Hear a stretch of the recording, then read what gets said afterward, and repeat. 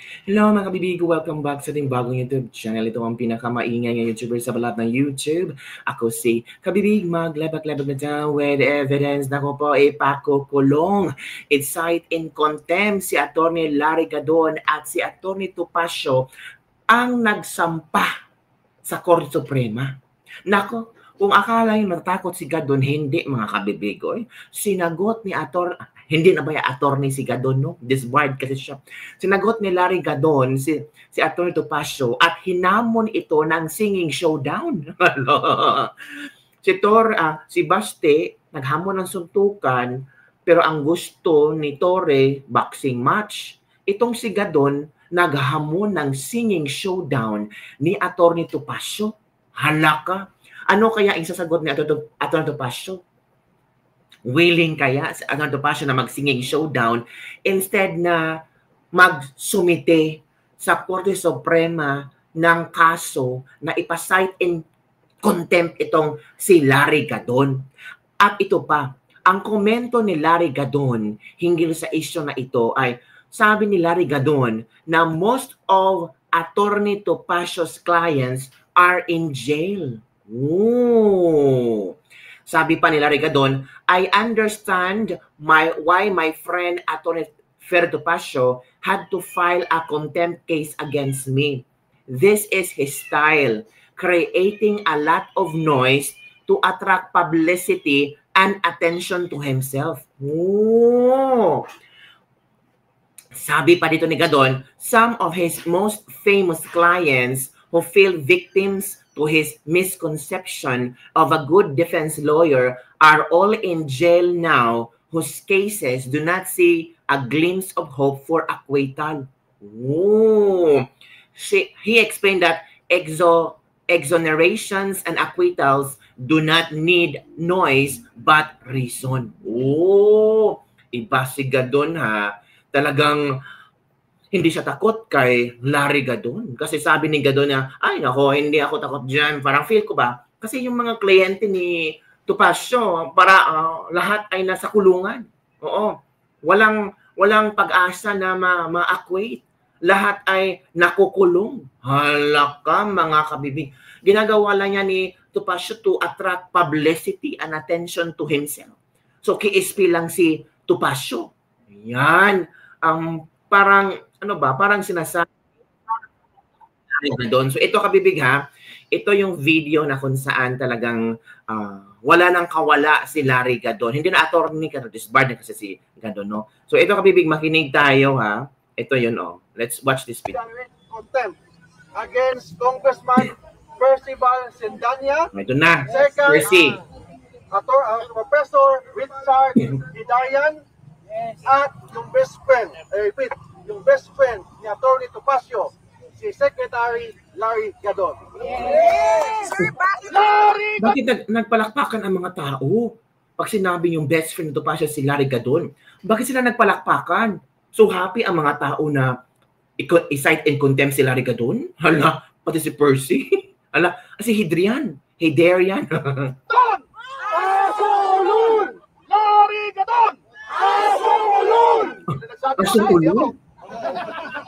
Ang gawas po natin, for example, kay Percival Sendanya, sinabihan niya Supreme Court na Supreme Cutler ng mga corrupt ng mga opisyales.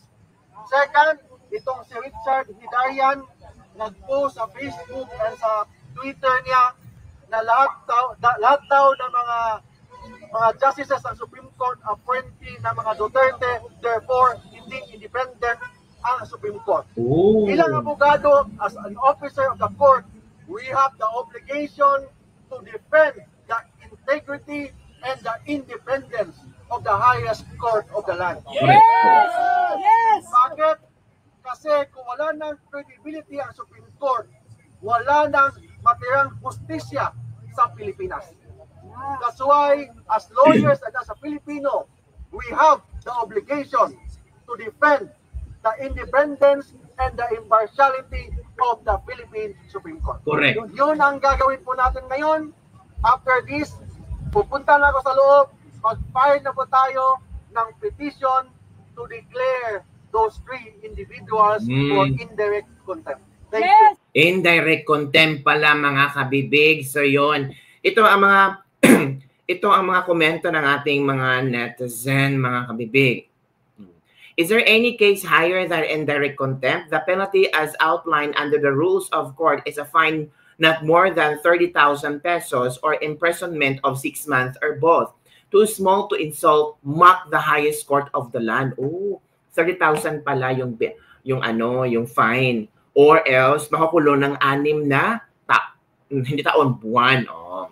We have our freedom of speech unless we are in martial law, sabi ni Fidel Magno, mga kabibig. Ito pang ilang komento. Sa Pilipinas ay, ang law ay para lang sa mahirap, pero pag may pera ka, okay ka. Pera-pera lang yan, weather lang yan, kaya hindi umuulan ng Pilipinas kasi halos corrupt. Sad but reality.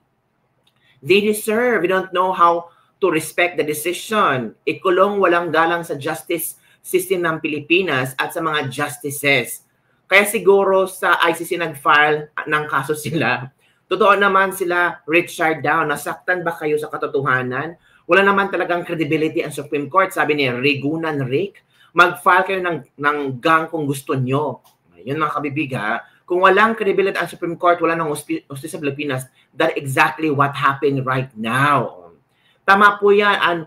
Ano na sila may karapatang magsalita. Tagal na nanahimik ni VP. Push sana yan. So, 6 na buwan at 30,000 na tawag dito, fine if ever makita ng Korte Suprema na talagang may tawag dito, may kasalanan sila. Ito kabibig ha, ito yung hamon ni Larry Gadon kay Atty. Topacio at sinagot ng Atty. Topacio ang hamon ni Larry Gadon na singing showdown. Let's watch this video mga kamikalerke talaga si Larry Gadon, no? Para hindi niya sineryoso, para hindi siya seryoso, ito kabibig. Let's watch this video. Nakarating na po kay Secretary Larry Gadon. Kayo po ay nag-file na po ng contempt petition against him. Ang sabi po niya ngayon, china-challenge daw po niya kayo sa isang song and dance competition for charity. Ano po ang reaction niyo po dito? Kakasa po ba kayo? He is mentally deranged. That's my reaction. Pero kayo sir, kayo po... ikaw pala china-challenge eh. Alam niyo po, kaibigan ko yang si Atty. Gadon. In fact, lagi kami nagko-concert niyan. But kasamang Larry, I'm sorry, but this is no laughing matter. Correct. I am an officer of the court and as such, isang katungkulan ko na ipagtanggol ang karangalan at reputasyon ng ating kataas-taasang hukuman. So I'm sorry, I hope we can still be friends. Sa akin, this is nothing personal. This is part of my duties as an officer of the court. I had to do this. I hope you understand. Alam ko na kung ikaw ay abogado pa rin hanggang ngayon at ako ang gumawa nito, if the situation were reversed, you would have done the same thing. Pero kung gusto mo magkantahan, wala pong problema sa akin. Passion natin yan, kasamang Larry.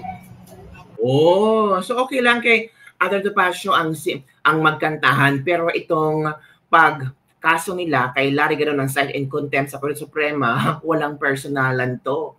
Oh, pero parang sinampal ni Atty. Topacio si Larry Gadon kasi sinabi kung sana abogado ka pa ngayon, kung sana abogado ka pa ngayon, ganon din ang gagawin mo, magsasampa ka rin ng kaso if ever ako yung sobrang nagsalita about sa Korte Suprema. Oy, grabe naman si Atty. Topacio, parang sinampal na kung sana abogado ka ngayon, di ba? Well, that's reality, di ba? Na-disbarred naman si Larry Gadon, di ba? So, okay na mag-singing showdown sila, magkantahan sila, pero ipupush pa rin ni Atty. Topacio, at I think na-file na yata itong cite in contempt, indirect cite in contempt, hindi lang kay Larry Gadon, kundi kay Percy Sindania at sa kanya Richard Higarian. Kung ano kaya ang reaction ni Percy Sindanian, alam mo naman, matapang na matapang, vokal na vokal. At talagang kahit talang walang inuurungan ng anak bayan yan. Naku po, let's continue watching this video. Pero sir, ano po ba specifically yung ginawa niya para nga po mawaran itong accomodation? Sapagkat sinabi niya 3 beses sa kanyang panayam, ang Korte Suprema ay tuta ng mga Duterte. Siningle out pa niya ang punong mahistrado ng kataas-taasang hukuman. At 3 beses niyang sinabi I was scandalized to be candid sapagkat bagamat meron tayong freedom of expression and sometimes I have also criticized some decisions of the court, there should be boundaries. Pagka gano'n na pong masyadong vitriolic na at vituperative, masyadong maangas na at libelous na po yun eh, ay hindi po natin maaaring palampasin. So, kinalulungkot ko kasamang Larry, I really had to do this. It is with a heavy heart actually that I do this. Kaya lang, masyado ng scandalous yung pagkasabi. Oh. Thank you, sir. O, yun mga kabibig ha. Yun nabasa nyo. Ito pala yung rason. Grabe din pala itong si Larry Gadon kung magsalita. O, ito ha, panoorin natin ha. Kung paano sinabi ni Larry Gadon na tawag dito, tuta ng mga Duterte ang Korte Suprema. Grabe naman si Larry Gadon. Wala talagang hapas sa kanyang bibig. O, ito na. So ang Supreme Court talaga tuta ng Duterte. So ang Supreme Court talaga tuta ng Duterte. Ito pa mga kabibig, oh. Mumura, katakot-takot na pagbabanta. Halata kasi na itong Supreme Court is just siding with Sara. Ako nga, dinisbar ako for a much lesser offense. Samantalang si Sara, katakot-takot na pagmumura, katakot-takot na pagbabanta ng pagpatay, ginawa niya, hindi siya dinidisbar. So ang Supreme Court talaga tuta ng Duterte. Halata kasi na itong Supreme Court is just siding with Sara. Ako nga, dinisbar ako for a much lesser offense. Samantalang si Sara, katakot-takot na pagmumura, katakot-takot na pagbabanta ng pagpatay, ginawa niya, hindi siya dinidisbar. So ang Supreme Court talaga tuta ng Duterte. Oh, yun pala. Yun pala yung rason kung bakit galit na galit si Gadon, na-disbar pala siya. BP Sara hindi na-disbar. Tapos ngayon unconstitutional yung Supreme Court yung impeachment BP Sara, kaya lalo siyang nanggigiliitin, nagagalit siya mga kabibig. So ano ang iyong komento hinggil dito ang kabibig na parang matatapos ba ito? Itong bangayan, lalo na ngayon na talagang nasa Korte Suprema na, 'di ba mga kabibig? Ito naman ang mga komento ng ating mga netizen hinggil dito ha. Babasahin natin ha. Tupasyo lang sa kalam, lahat ng hawak daw nakukulong ayon kay Gadon. That's a question of jurisdiction over the person again. Naku Tupasyo, hindi ka mananalo. Hindi ako sang-ayon sa desisyon ng Korte Suprema, pero hindi rin ako sang-ayon sa ginawang public commentary ni Gadon. Yung rationale na decision ng Korte ang dapat na buwagin niya at iwasan niyang mag-introduce ng ibang issue.